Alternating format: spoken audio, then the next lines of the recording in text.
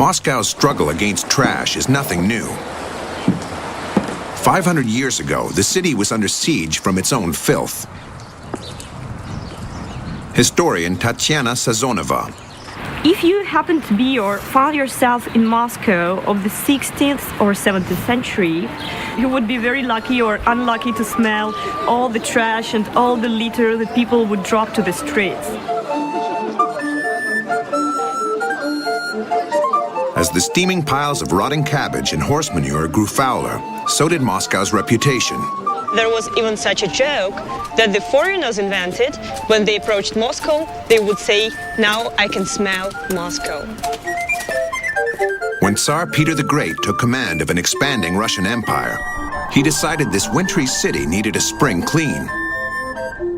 He ordered tough penalties for any Muscovite, rich or poor, who threw trash, human waste, or dead animals into the streets.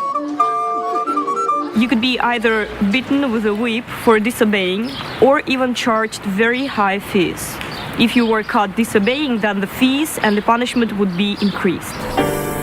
Peter the Great installed the first ever trash cans in Moscow.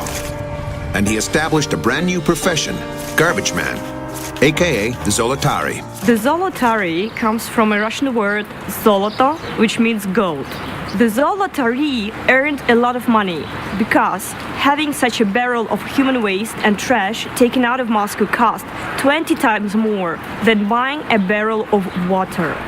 And that is why many people wanted to have their daughters even married to Zolotary, because they viewed them as a very good party. The well-heeled garbage guys found the perfect place to dump their load. In the days of Peter the Great, the city was defended by a huge circular earth barrier, topped by a 6-meter-high oak wall. Conveniently, this fortification was big enough to hide vast quantities of trash. They would have very big barrels, which they would take and fill with all those waste at night. And they would take it out of Moscow behind the so-called earth rampart. So you can imagine how much of Moscow is actually built on medieval trash. This ring of garbage encircled the city, and as Moscow expanded, the trash dumps were flattened and houses were built on top of them.